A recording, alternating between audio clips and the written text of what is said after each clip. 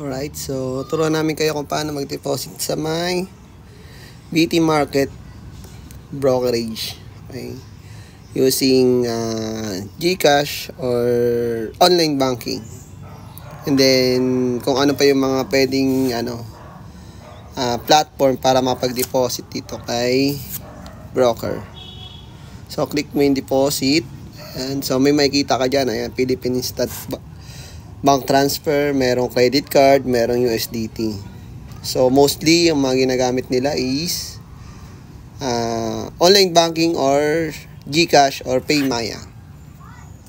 Click mo tong Philippines, then, ayan, lagay mo yung example, 100 USD, yan, lagay mo dyan. Tapos, okay.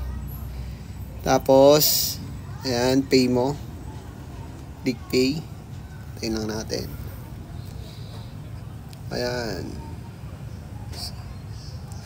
So, click mo na yan. Okay na yung primary. So, ayan yung babayaran nyo. 5,938.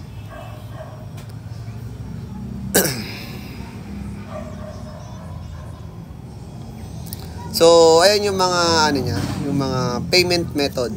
Pwede kang mag-online banking, offline banking, ATM banking, so e-wallet. So sa mga GCash, pwede tayo sa e-wallet, ayan.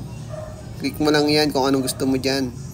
GCash, Maya, CoinPH, PayMaya, GrabPay, and ShopeePay.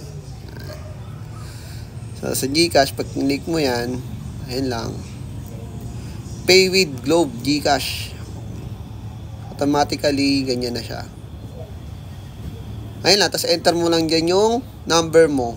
Tapos kung magkano yung amount ng i-deposit mo, dapat sobra doon at least mga 10 pesos or 15 pesos.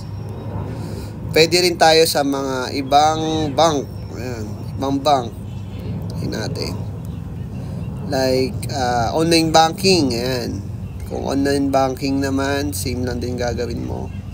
Pipiliin mo lang din dito yung online banking. Online banking. Right. So, yan. Pwede tayo sa may RCBC, Union Bank, or BPI. ATM banking. Ayan. E-wallet. Yan din yun, kanina. So, dyan lang mamimili kung anong gusto mo. So, ganun na siya kadali at kabilis. Offline, yan. So, yun lang guys. Sana may natutunan kung paano mag-deposit dito kay BT Market Brokerage. Okay.